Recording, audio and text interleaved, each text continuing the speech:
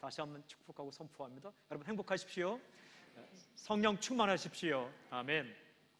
함께 읽은 말씀은 주님께서 제자들을 부르신 이야기입니다. 주님께서 제자들을 부르신 이야기. 12명을 불렀습니다. 13절 말씀에 보니까 이렇게 기록됐어요. 부르시니 나온지라. 부르시니 나온지라. 예, 여러분, 예수님께서 그들을 부르셨습니다.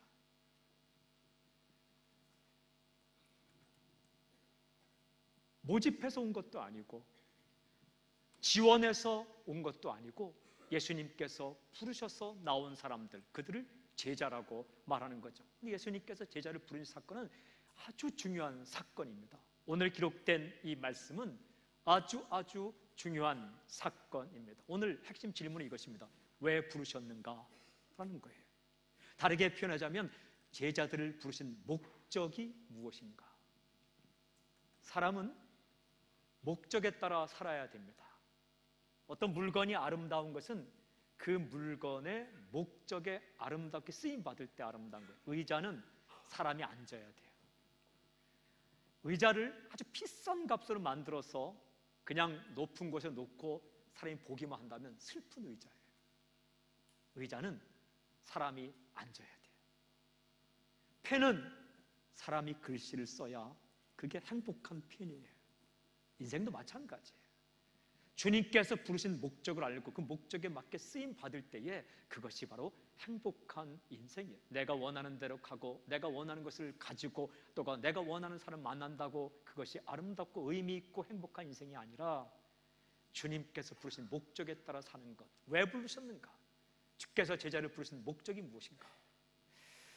이 말씀을 묵상하기 전에 먼저 예수님께서 제자들을 부르실 때에 그때 상황을 6절로부터 12절 말씀해요. 6절부터 12절 읽어보면 예수님의 주변에 있던 세 종류의 존재가 나옵니다. 예수님 주변에 있던 세 종류의 존재들. 첫 번째는 예수님을 죽이려는 사람들. 6절 보십시오. 바리새인들이 나가서 곧 헤롯 왕과 함께 어떻게 하여 예수를 죽일까 의논하니라. 도대체 진리가 무엇인지도 모르고 올바른 것이 무엇인지도 모르고 그냥 예수님을 죽이고 싶어하는 사람들이 예수님 주변에 있었습니다. 바리새인들, 헤롯 왕, 힘든 사람들이에요. 예수님을 정면 공격하는 사람들입니다. 근데 뒤집어 보면 이 사람들도 사랑이 필요한 사람들이에요. 어쨌든 이 사람들은 예수님을 죽이고 싶었어요. 두 번째 종류의 사람은 예수님께로 몰려오는 사람들이 있었어요. 7절부터 10절 보니까 보십시오. 예수께서 제자들과 함께 바다로 물러가시니 갈릴리에서 큰 무리가 따르며 엄청난 사람들이 예수님을 따라왔습니다. 유대와 예루살렘과 이두메와 요단강 건너편과 또 두로와 시돈 근처에서 많은 무리가 그가 하신 큰 일을 듣고 나오는지라. 예수께서 무리가 애워싸 미는 것을 피하기 위하여 작은 배를 대기하도록 제자들에게 명하셨으니 이는 많은 사람을 고치셨으므로 병으로 고생하는 자들이 예수를 만지고자 하여 몰려왔음이더라. 병든 사람들이 몰려왔어요. 그냥 예수님 옷자락에도 만지면 나을 것 같아서. 가까운 곳에서 온 사람도 있고 오늘 성경 읽으면 외국에서도 왔어요. 그리고 갈릴리는 북쪽인데 남쪽 예루살렘에서도 먼 거리를 왔어요. 100수십 킬로미터를 걸어서 온 사람들이 하도 많은 사람이 와서 막 밀치니까 예수님이 어떻게 피하셨는데 어디로 피하셨습니까? 배를 띄워서 바다로 피하셨어요. 정말 많은 사람들이 주님께 몰려온 거예요. 왜? 살고 싶어서. 왜? 배고프니까. 육신적으로 배고프고 영적으로 배고프고 마음적으로 배고프고 뭐라도 잡고 싶어서 찾아온 사람들. 어떤 사람들? 살려주어야 할 사람들이 주님 주변으로 몰려왔습니다. 또 한 종류의 존재는 더러운 귀신들입니다. 더러운 귀신들. 11절 12절 보니까 더러운 귀신들도 어느 때든지 예수를 보면 여러분 사람들이 교회로 몰려오고 주님께로 몰려오고 어떤 집회로 몰려오면 더러운 귀신들도 몰려옵니다. 그래요. 더러운 귀신들도 예수를 보면 그 앞에 엎드려 부르짖어 이르되 당신은 하나님의 아들입니다 하니 예수께서 자기를 나타내지 말라고 많이 경고하시니라. 귀신들이 소리친 거예요. 여러분 귀신들이 예수님을 보고 당신은 하나님의 아들입니다 라고 말했다고 해서 귀신도 신앙 고백했다? No. 그게 아니고 귀신들은요 시끄럽게 만들어서 사람들이 예수님을 바라보는 것을 방해합니다. 집회를 하다 보면 귀신 들린 사람이 소리를 막 지를 때가 있어요. 그럼 사람들이 관심이 메시지, 하나님의 말씀을 듣는 곳으로 가지 않고 귀신 들린 사람에게로 관심이 갑니다. 그러면 관심을 뺏기는 거예요. 한 번은 어느 지방에서 집회를 하는데 한 그 여학생이 소리를 지르는 거예요. 모든 사람이 그에게 집중, 말씀에 집중해야 되는데 귀신 들린 한 사람이 집중, 겁을 먹고 기도하고 하는데 나가지 않는 거예요. 순간적으로 우리가 속고 있구나. 몇 명만 보내서 기도하고 나머지는 집회를 했어요. 말씀을 들었어요. 그리고 예배를 드렸어요. 참 신기한 것은 끝나는 동시에 조용해지더라고요. 방해하는 거예요. 귀신들이 사람들을 통해서 예수님의 말씀을 듣고 예수님께 집중하는 것을 방해하는 이 더러운 귀신들도 있었다라는 거예요. 여러분, 예수님께서 중요한 사역을 하며 나아갈 때에 한편에는 예수님을 죽이고자 하는 사람들, 또 한편에는 예수님을 만나고 싶은 사람들, 옷자락에도 만지고 싶은 사람들, 병든 사람들, 힘든 사람들, 어려운 사람들, 또 한편에는 예수님의 사역을 방해하고자 하는 더러운 귀신들.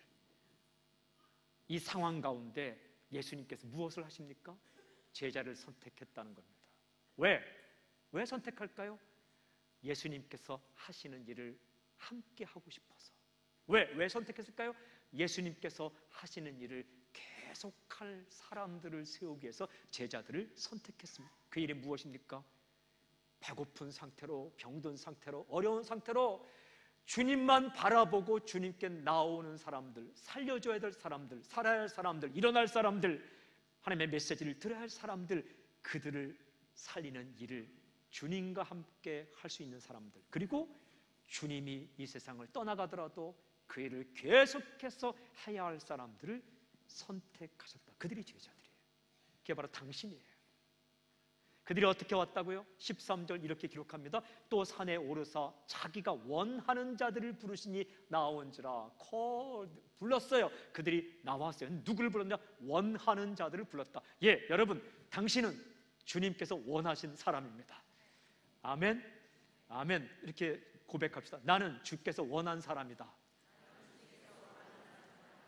나는 주님께서 원한 사람이다. 믿습니까? 믿습니까? 속지 마십시오. 너 같은 것, 귀신이 유혹하더라도 주님께서 당신을 원하셔서 불렀다. Those who he wanted. 그 예수님이 원하신 바로 그들을 주님이 불렀고 그들이 나왔다. 여러분, 이 자리는 당신은 주께서 당신을 원하셔서 부른 거예요. 부른 거예요. 당신 곁에 있는 사람도 주님께서 원하셔서 부른 거예요. 그냥 오는 사람은 없습니다. 그렇게 모인 거예요. 근데 부른 데는 목적이 있어요. 왜 부르셨는가? 오늘 핵심 주제, 오늘 두 가지로 나옵니다. 첫째는 함께 있기 위하여, 또 하나는 보내시기 위하여. 첫째는 함께 있기 위하여, 두 번째는 보내시기 위하여. 14절 15절 우리 함께 읽을까요? 크게 읽겠습니다. 시작. 이에 12를 세우셨으니 이는 자기와 함께 있게 하시고 또 보내사 전도도 하며 귀신을 내쫓는 권능도 가지게 하려 하심이로라. 성경에 나오죠? 함께 있게 하시고 보내사 they might be with him, 그와 함께 있도록. 또 한 가지는 that he might send, 그가 보내기 위하여 불렀다. 부르신 목적 첫 번째는 함께 있기 위하여 부르셨습니다. 여러분, 이렇게 말씀하세요. 이는 자기와 함께 있게 하시고, 예수님은 당신과 함께 있고 싶어 하세요. 이게 당신을 부르신 첫 번째 목적이에요. 함께 있고 싶은 거예요. 일, 그건 두 번째예요. 사역, 두 번째. 대단한 헌신, 두 번째. 그냥 예수님은 당신과 함께 있고 싶어 하는 것, 그게 첫 번째 당신을 부르신 목적이에요. 그래서요, 아주 심한 병에 걸렸어도 그 병상에서 나 예수님 믿겠어요 하고 예수님 영접하고 아무 일도 못하고 병상에 누워 있어도 주님과 함께 있으면 부르신 목적 첫 번째는 하는 거예요. 그래서 교회에서 가장 중요한 것은 예배예요. 정말 정성을 다해 주님과 교제하는 시간, 주님과 함께 있는 시간, 그 시간이 중요한 거예요. 예수님은 당신과 함께 있고 싶어서 길을 열어놓으셨어요. 하나님께 갈 수 있는 길이 없었어요. 근데 예수님은 당신과 함께 있고 싶어서 길을 여셨어요. 무엇으로 길을 여셨어요? 자신의 피로 길을 열어놓은 거예요. 십자가의 피로 길을 열어놓으신 겁니다. 자신의 피를 흘려 주님께 갈 수 있는 길을 열어놓으셨어요. 그래서 그 예수님을 믿고 그 길로 나오는 자와 함께 있는 거예요. 이게 복이에요, 복. 인생의 복은 많은 것을 가지는 것, 소유가 아니라 주님과 함께 있는 것, 존재가 복이에요. 이걸 영생이라 해요. Eternal life, 영생이란 요한복음 17장 3절에 영생이란 하나님을 아는 것, 예수님을 아는 것. 안다는 것은 함께 있는다는 거예요. 안다는 것은 하나가 된다는 거예요. 예수님과 함께 있는 게 영생이에요. 그 예수님은 당신과 함께 있고 싶어요. 여러분, 우리는 죽어요. 그러나 예수님과 함께 있으면 우리는 영원히 살아요. 왜? 주님이 영원히 사시기 때문에. 그리고 예수님과 함께 있으면, 하나가 되면 우리 속에서 생명수의 강물이 흘러나온대요. 요한복음 7장 38절, 나를 믿는 자는 그 배에서 생수의 강이 흘러나리라. Whoever, 누구든지 believes in me, 나를 믿는 자는 streams of living water, 생명수의 강물이 will flow from within him, 그 속으로부터 계속 흘러나올 것이다. 예수님과 하나가 되면, 함께 있으면 속에서부터 생수의 강물이 흘러난다는 거예요. 사랑의 강물이, 기쁨의 강물이, 평화의 강물이, 오래 참을 수 있는 강물이, 그리고 자비와 착함과 충성과 온유와 절제의 강물이 속에서 흘러나온다는 거예요. 배워서 된다는 게 아닙니다. 예수님과 하나가 되고 함께 있다 보면 속에서부터 그런 놀라운 생명수의 강물이 흘러나온다. 그래서 예수님과 하나가 돼서 함께 있는 게 복이에요. 여러분, 예수님께서 이 사실을 말씀하면서 우리를 무엇라 부르기를 원하는가? 요한복음 15장 15절은 나는 너희를 친구라 부르겠다. 친구, friend, 친구.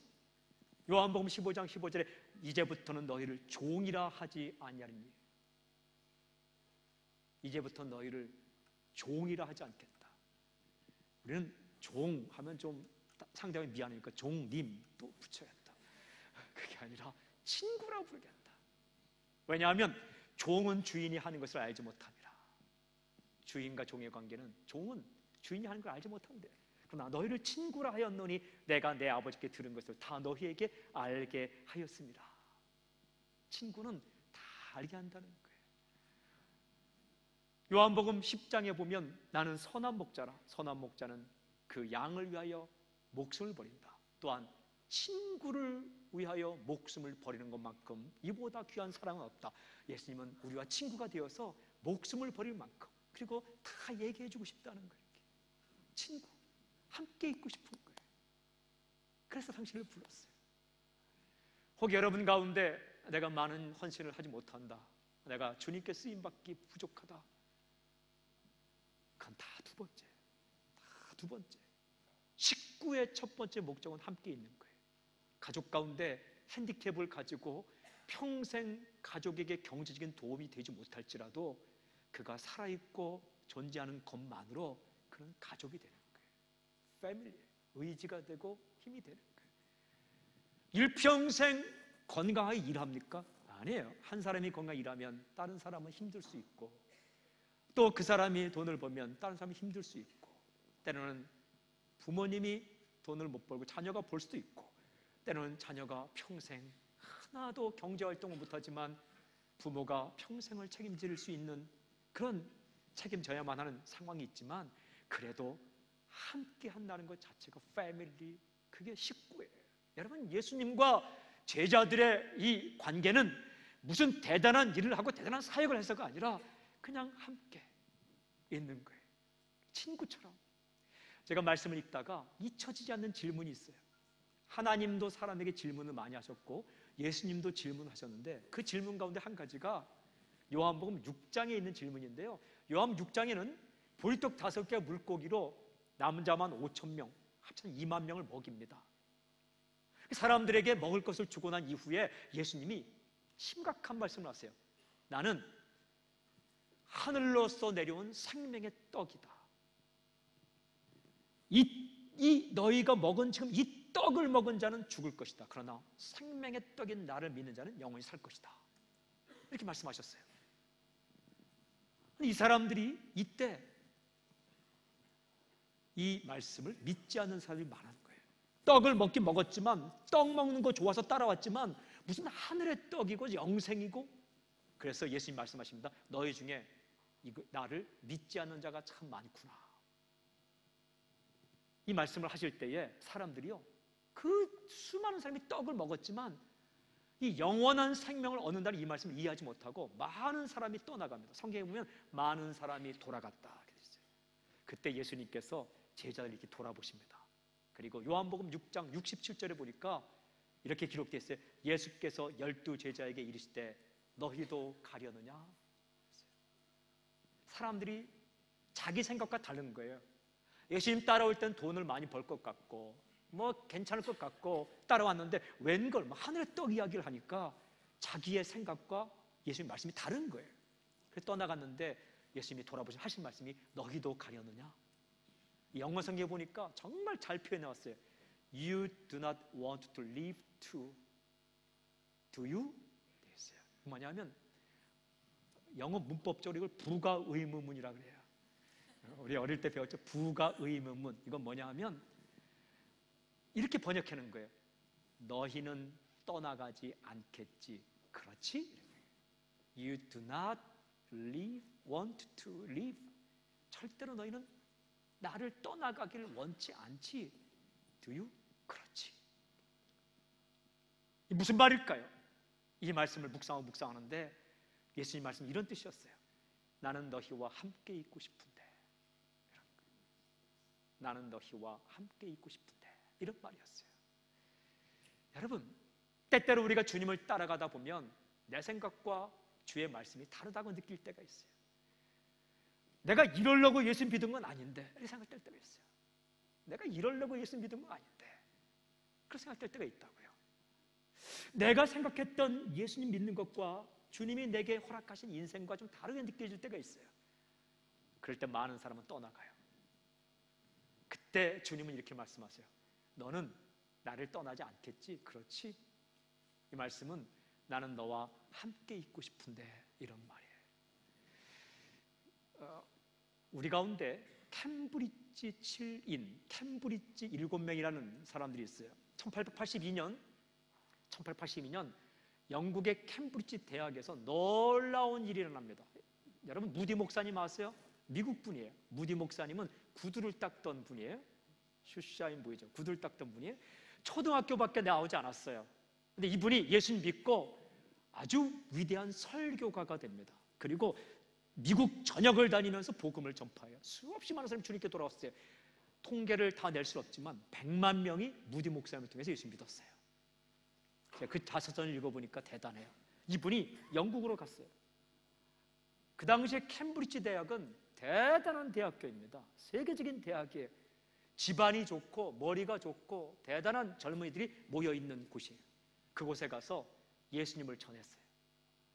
그랬더니 그날 이 캠브리지 대학 강당에 모인 캠브리지 대학교 학생들이 다 뒤집어졌어요. 웃어 죽겠다고 막 깔깔이가면 나뒹굴어지고. 왜냐하면 발음이 이상하다는 거예요.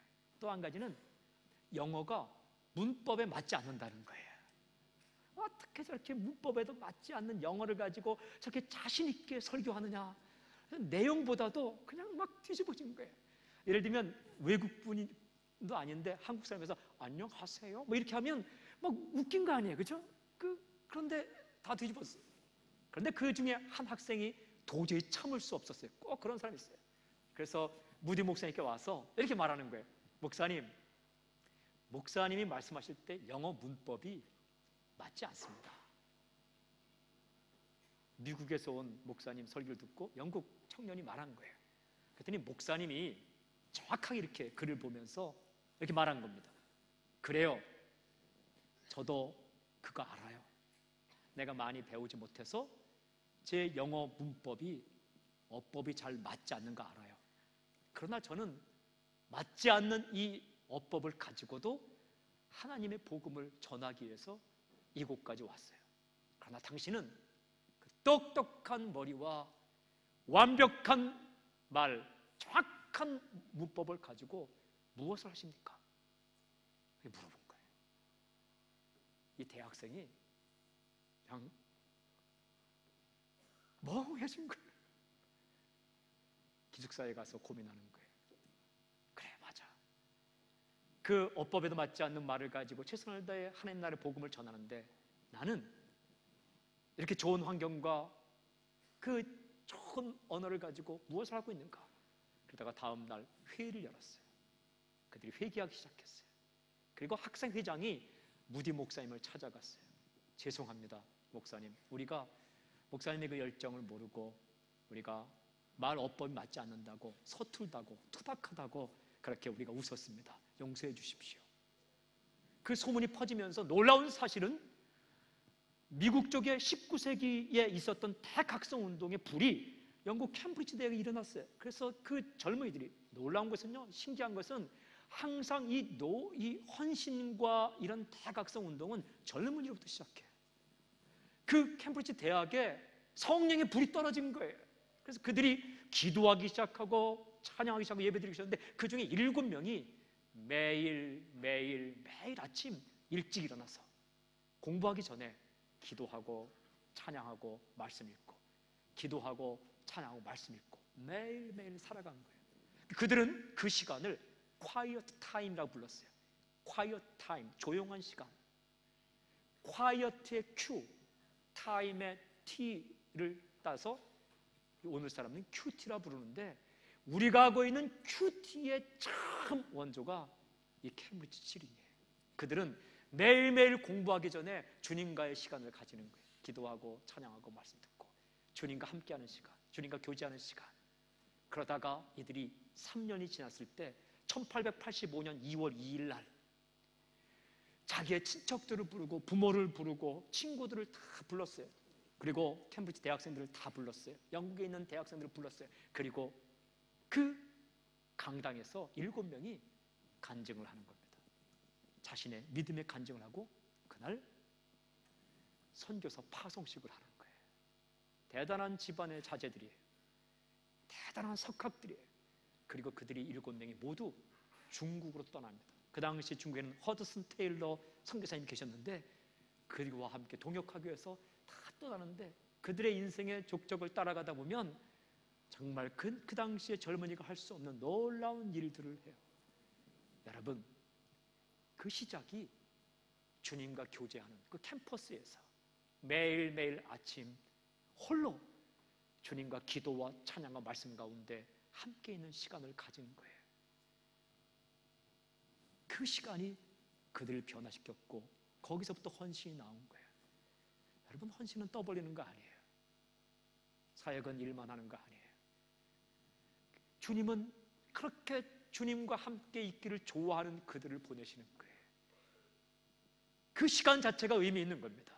여러분, 일주일 동안 이렇게 살면서 바쁜 일정을 사시면서 주님과 함께 조용한 가운데 교제하는 시간이 얼마나 됩니까?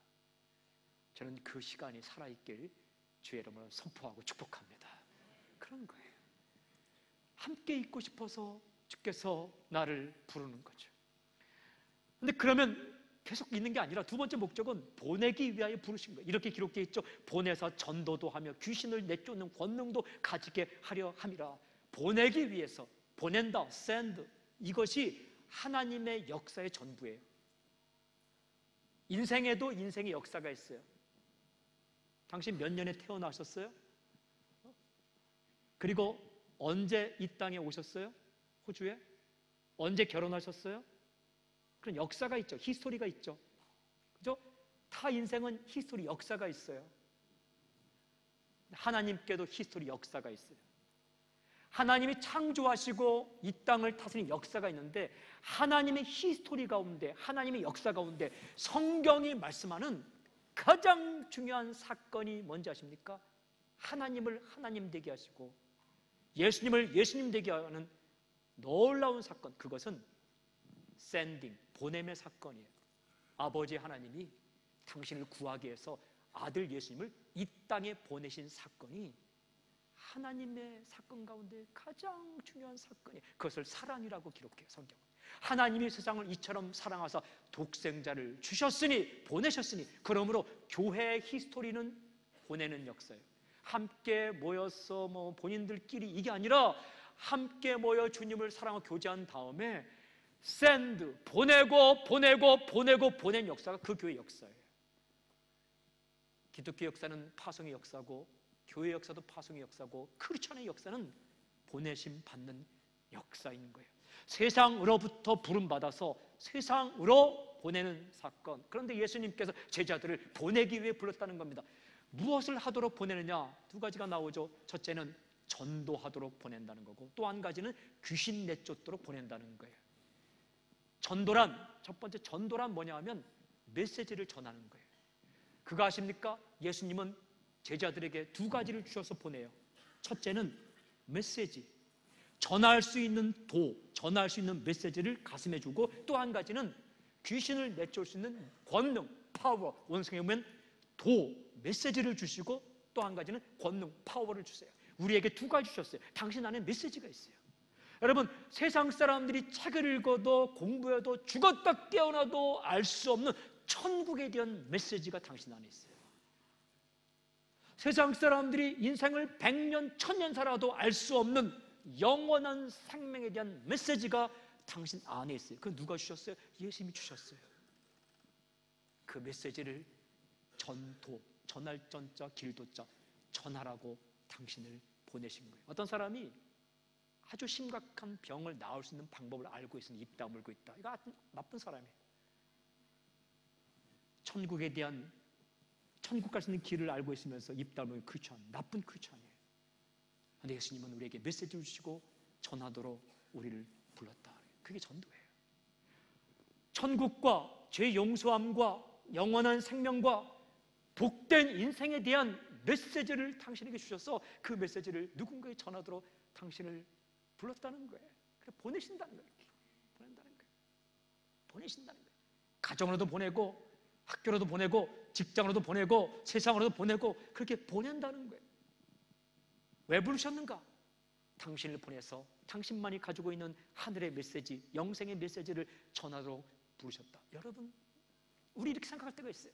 내 형편이 좀 피면 내가 전하지. 얼마나 펴야 형편이 피는 겁니까? 살만하면 내가 복음을 전하지. 얼마나 하면 살만합니까? 제가 예언하고 단언하는데 점점 사는 게 어려울 겁니다. 몸도 늙어가죠. 세상은 더 힘들어가죠. 점점 사는 게 좋아질 것 같아요. 그 애기 낳아서 키우면 좋아질 것 같아요. 그 애기가 커서 또 애기 낳으면 또 힘들어지는 거예요. 점점 신경 쓸 게 많아지는 거예요. 돈을 많이 벌면 편해질 것 같아요. 당신이 돈을 많이 벌고 많이 가지면 도와달라는 사람이 많이 오게 돼 있어요. 할 일이 더 많아지는 거예요. 세상은 언제나 힘들고 할 일은 언제나 많고, 내 할 일을 다 하면 그때 메시지를 전하겠어요? 그럼 죽어야 할 일이 끝나요. 지금, now, here and now, 지금 여기에서 당신에게 메시지를 주셨기 때문에 아프면 아픈 대로, 아프지 않으면 아프지 않은 대로, 일이 잘 되면 잘 되는 대로, 일이 풀리지 않으면 풀리지 않는 대로 그 메시지를 전하도록 당신을 불렀다는 거예요. 그 메시지. 마가복음 16장 15절 16절 또 이르시되 너희는 온 천하에 다니며 만민에게 복음을 전파하라. 믿고 세례를 받는 사람은 구원을 얻을 것이요 믿지 않는 사람은 정죄를 받으리라.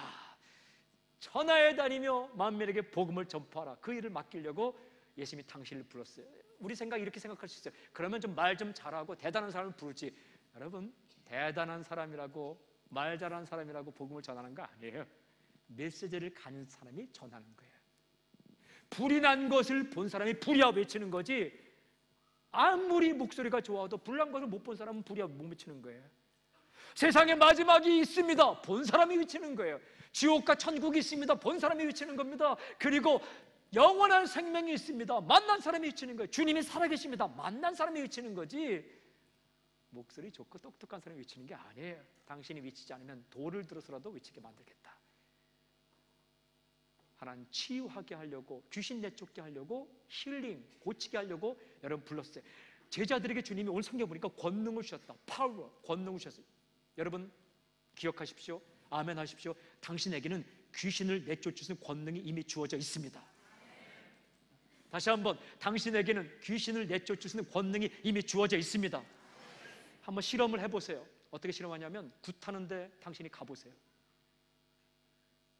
혹시 굿하는 곳이 있으면, 혹시 점치는 곳이 있으면 당신이 가보세요. 예수님 믿는다는 표시 내지 말고, 십자가나 걸지 말고, 성경책 들지 말고 그냥 가서 이렇게 서 있어 보세요. 점치는 사람 앞에 가서. 그러면 점치는 사람이 두 종류 반응을 해요. 어떤 사람은 벌벌벌 떨면서 점이 안 된다 이런 사람이 있어요. 이 사람 용한 점쟁이에요. 근데 예수 믿는 사람이 갔는데도 점괘가 잘 나온다, 이건 가짜예요. 막 이게 굿하듯이 막 하는 사람 같은데 당신이 쫙 가서 있는데 나사렛 예수님을 명하노니 그 귀신은 물러갈지어다, 그 속으로 하는데 그러고 있는데도 막 굿이 막 달려다가 막 작두에 타고 막 뛴다. 둘 중에 하나예요. 그 무당이 가짜든지 당신이 가짜든지. 영적인 세계는 회색지도 없어요. 그런데 이 중에 누가 예수 믿는 사람이 와 있다, 그 말하는 사람은 용한 무당이에요. 그렇다고 찾아가는 얘기가 아니라 그 정도 돼야죠. 근데 실제로 이런 영적인 사건이 오늘도 일어나고 있어요.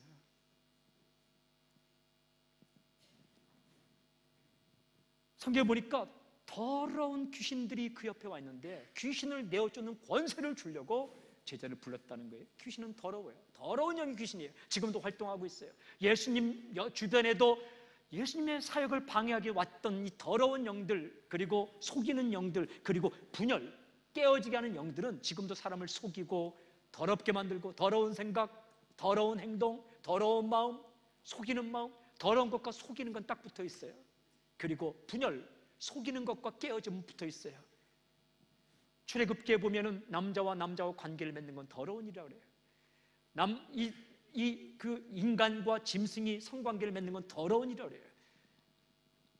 여러분, 이런 더러운 생각과 더러운 일들, 또한 깨어지는 일들, 분열, 그리고 속이는 영으로 거짓말하게 만들고, 그런 일을 하면 지금도 활동하고 있어요. 그러나 그것을 깨뜨리며 깨끗한 생각과 깨끗한 문화와 사람을 살리는 문화와 그런 것들을, 파워를 가지고 귀신과 대적하며 영적 전쟁을 벌이면서 이 땅 가운데 예수님의 문화와 예수님의 생각과 예수님의 사랑을 전하도록 부름받은 사람이 당신이 점장하면, 여러분, 이거 이성으로 귀신 못 이겨요. 화낸다고 귀신 떠나가지 않아요. 여러분, 인상을 쓰고 귀신 놓친다고 떠나가지 않아요. 인상 쓰기로 말하면 귀신 못 따라가요. 그러나 예수 믿는 사람, 그 파워, 그 권능을, 예수 권능을 당신에게 주어서 당신이 가는 곳에 있기만 해도 그 영적인 대적들이 벌벌 떨고 물러가게 하는 그 사건을 위해서 당신을 불렀다는 거예요. 혹시 여러분 가정 가운데 3대 4대 무당의 집안인데 겁먹지 마십시오. 구슬해도 겁먹지 마십시오. 그 파워가 당신을 이기지 못해. 음부의 권세가 교회를 이기지 못하는 것처럼 당신으로 말미암아 그들이 벌벌 떨고, 당신을 말미암아 그들이 치유되는 놀라운 역사가 있을 거예요. 문화를 치유하고 삶을 치유하고 사람의 영혼을 치유하는 그런 능력을 당신에게 주어서 당신을 통해 그 일을 하려고 당신을 불렀다는 거예요. 그런데 그 부름받은 사람들의 이름이 어떻게 돼 있어요? 16절 19절에 보면 12명이 나와요. 제가 한번 읽어볼게요. 이 12를 세우셨으니 시몬에게는 베드로라는 이름을 더하셨고, 또 세베대 아들 야고보와 야고보 형제 요한이 이 둘에게는 보아너게, 곧 우레의 아들, 성격이 얼마나 급했는지 우레, 천둥 번개의 아들이다. 또 안드레와 빌립과 바돌로메와 마테와 도마와 알페오의 아들 야고보와 및 다데오와 가나나인 시몬이며 또 가룟 유다니 이는 예수를 판 자더라. 12명의 이름이 나와요. 어떤 마음이 들어요? 한 사람 부른 게 아니라 커뮤니티, 공동체로 불렀어요. 항상 천국은 공동체예요. 독불장군 없어요. 자기 혼자 하는 거 아니에요. 함께 하는 거예요. 함께 올려가는 거예요. 공동체로. 그런데 오늘 이 말씀, 이 명단을 보면 신기한 거 있어요. 마태라는 이름과 시몬이라는 이름이 같이 있어요. 마태는 세리예요. 세리는 그 당시에 세금 거두는 사람이에요. 세금을 로마가 책정한 것보다 더 많이 걷어서 자기가 인마이 포켓하고 로마의 받침으로 이 유태인들이 가장 싫어하는 존재가 세리예요. 창녀와 함께 동일한 취급받는 사람이 세리예요. 요즘은 존경받지만 그 당시에 세무사, 세관은 아주 미움받았어요. 그런데 오늘 성경 보면 열심당원 시몬이 있어요. 열심당원은 그 당시 민족주의자예요. 칼을 품고 다녔어요. 민족주의자예요. 여러분 생각해 보십시오. 어떤 나라의 지배를 받을 때 그 나라 지배받는 나라에 세금을 바치는데 자기 동족으로부터 세금을 많이 거두어서 자기가 착복하고 그 나라에 세금 바치는 이 사람은 반민족주의자예요. 그런데 또 민족주의자들은 칼을 품고 다녔어요. 민족의 독립을. 여러분 민족주의자, 독립운동을 하는 이 사람들이 칼을 품고 다닐 때 죽이고 싶은 사람이 누구일까요? 자기 민족의 등골을 쳐먹는 그런 반민족주의자 죽이고 싶을 거 아니에요. 암살 대상 1호 아닐까요? 그죠? 암살하고 싶은 사람 1호 아닐 거예요. 1호 맞잖아요. 가뜩이나 힘든데 자기 민족들의 그 민족들 더 어렵게 하고 돈을 많이 걷어서 자기가 착복하고 그리고 다른 나라에 세금을 바치는 이 반민족주의자를 민족주의 운동을 하는 사람은 암살하고 싶을 거 아니에요. 그런데 그 이름이 함께 들어가 있어요. 극과 극의 사람이 함께 와 있어요. 그래도 다 같이 예수님의 제자로 있는 거예요. 이게 어떻게 가능해요? 여러분 예수님 빼버리면 불가능해요. 예수님 빠지면 자기들끼리 죽이고 죽여서 끝나버렸을 거예요. 뜻이 맞는 것처럼 맞지 않는 게 인간이에요. 캄보디아 혁명을 일으키던 폴포트 정권 맨 처음에 7명이 있었어요. 근데 5명은 다 죽고 마지막까지 남은 자가 폴포트예요. 자기들끼리 죽이는 거예요. 그러나 예수님이 계시니까 극과 극의 사람도 한 팀을 형성하는 거예요. 여러분 이게 기가 막혀요. 어떻게 가능할까요? 서로를 보면 죽이고 싶지만 나도 예수님께 붙어있고 그도 예수님께 붙어있을 때 시몬도 예수님께 붙어있고 마태도 예수님께 붙어있고 야고보 요한도 예수님께 붙어있고 베드로도 예수님께 붙어있을 때 한 팀으로 커뮤니티 공동체를 형성하며 전도하고 사람 고치며 살아가는 게 그게 교회예요. 그게 하나님 나라 운동에 부름받은 제자들이에요. 우리 생각이 다를 수 있어요. 그러나 함께 부름받은 사람이에요. 내 자신이 예수님의 부름을 받고 선택해서 원하는 자로 왔다면 내 옆에 있는 또 누군가도 예수님이 불러서 온 사람이에요. 그 관계가 시몬과 마태의 관계일지 몰라요. 그러나 그 가운데 성령님이 계시고 그 가운데 예수님이 계시고 또 한 가지는 예수님이 선택한 리더가 그 가운데 있을 때 그들을 중심으로 하나가 되어서 각자의 위치에서 하는 역할을 하고 있는 그게 교회예요. 사랑하는 여러분, 저는 선포하고 축복합니다. 상대방을 향해서 칼을 겨누면 깨어질 수밖에 없어요. 그러나 주님과 함께 있는 시간, 주님과 교제하는 시간, 주님과 함께 시간을 보내는 시간을 가득하면 생각이 달라도 여러분 취향이 달라도 함께 갈 수 있어요. 그렇게 세계의 이 복음의 역사는 쓰여지는 겁니다. 가장 중요한 시점에 예수를 잡아 죽이려는 바리새인과 헤롯 땅이 있고 그리고 수없이 많은 사람이 살고 싶어 몰려오는 그 중요한 시점에 그리고 사탄은 활동하며 예수님의 사역을 방해할 때에 예수님 무엇을 하셨는가?